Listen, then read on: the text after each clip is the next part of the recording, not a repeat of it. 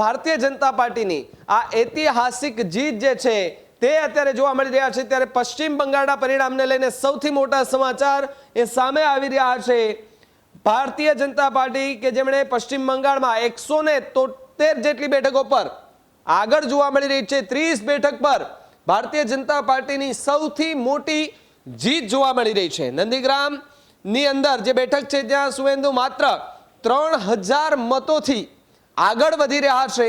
ભવાનીપુરમાં સુવેન્દુ અધિકારી એ મમતા બેનર્જીથી પાછળ જે છે તે જોવા મળી રહ્યા છે। એટલે કે હજુ પણ રસાકસીનો જંગ જે છે તે ખાસ કરીને જોવા મળી રહ્યો છે।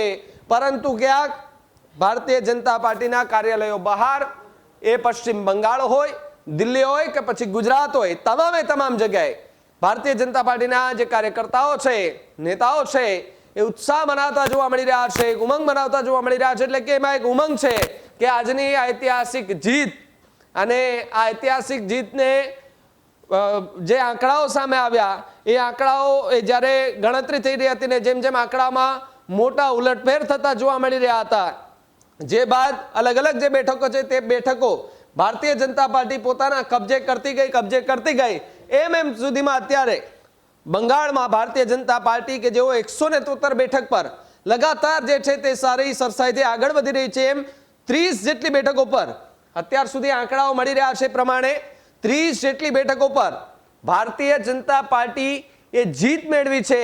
નંદીગ્રામની જે બેઠક છે સૌથી મોટી બેઠક અને ચર્ચિત બેઠક, જે બેઠક પર સુવેન્દુ અધિકારી જે છે તેઓ 3000 મતોથી આગળ છે, પરંતુ જે ભવાનીપુરમાં સુવેન્દુ અધિકારી છે એ મમતાથી પાછળ જે છે તે જોવા મળી રહ્યા છે। એટલે કે આગળ પાછળ આંકડાઓ લગાતાર જે છે તે જોવા મળી રહ્યા હતા અને બધાની વચ્ચે હાલ તો જે છે તે આ મોટા સમાચાર મળી રહ્યા છે। એટલે કે 5 રાજ્યોમાંથી સૌ કોઈની નજર એ એક નજર સૌ કોઈની કે જ્યાં પશ્ચિમ બંગાળની નજર અને પશ્ચિમ બંગાળની નજર બાદ ત્યાંથી જે પરિણામો આવ્યા એ પણ અમે આજે વહેલી સવારથી તમને બતાવી રહ્યા છે। ચેનલને સબસ્ક્રાઇબ નથી કરી તો ચેનલને સબસ્ક્રાઇબ કરજો, બેલ આઇકનને દબાવજો, જેથી કરીને પડે પડના સચોટ સમાચાર હજુ પણ જે છે તે તમને તમારા મોબાઈલમાં મળી રહે। ન્યૂઝ રૂમ ગુજરાતનું પ્લેટફોર્મ છોડીને ક્યાંય ન જતા, કારણ કે હજુ પરિણામ એ ચિત્ર જે છે તે સ્પષ્ટ નથી થયું। જી હા, હજુ પરિણામ જે છે તે સ્પષ્ટ નથી થયું।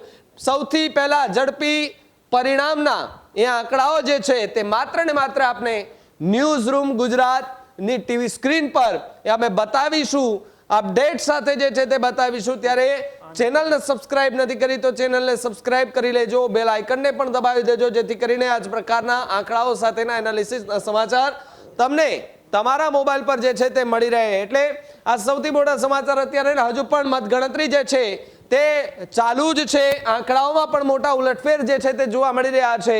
હજુ પણ સાંજ સુધીમાં પશ્ચિમ બંગાળમાં કંઈક નવા જૂની થાય છે કે કેમ એના પર પણ એક નજર જે છે તે સૌ કોઈ લોકોની બરકરાર જોવા મળી રહી છે। એટલે કે ત્યાંની જે બેઠકો જે બાકી છે હજુ ત્યાંથી ઈવીએમ ખુલી રહ્યા છે, એમાંથી પણ જે મતગણતરી અત્યારે થઈ રહી છે ત્યારે વડાપ્રધાન નરેન્દ્ર મોદી છે તેમણે પણ જે પરિણામો આવી રહ્યા છે તેને લઈને એ ચર્ચા કરી છે।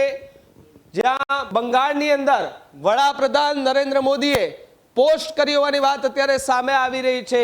જીતની ખુશી વ્યક્ત કરતા હોવાની વાત જે છે તે વડાપ્રધાન નરેન્દ્ર મોદી અત્યારે એ વાત કરતા જોવા મળી રહ્યા છે, ખુશી વ્યક્ત કરતા જે છે તે જોવા મળી રહ્યા છે। એટલે કે પશ્ચિમ બંગાળની અંદર વર્ષોથી જે દીદી એટલે કે મમતા બેનર્જી કે જેઓનું રાજ હતું એ જ ગઢની અંદર હવે ભારતીય જનતા પાર્ટીનો ગઢ જે છે તે જણાતો જોવા મળી રહ્યો છે। જી હા, એક સૌથી મોટા સમાચાર અત્યારે આવી રહ્યા છે। પહેલા એ સમાચાર આપણે બતાવો, પહેલા ચેનલને સબસ્ક્રાઇબ નથી કરી તો સબસ્ક્રાઇબ કરી લેજો, કારણ કે પશ્ચિમ બંગાળ પર સૌ કોઈની નજર છે ત્યાંથી એક વધુ મોટા સમાચાર જે છે તે અત્યારે સામે આવી રહ્યા છે।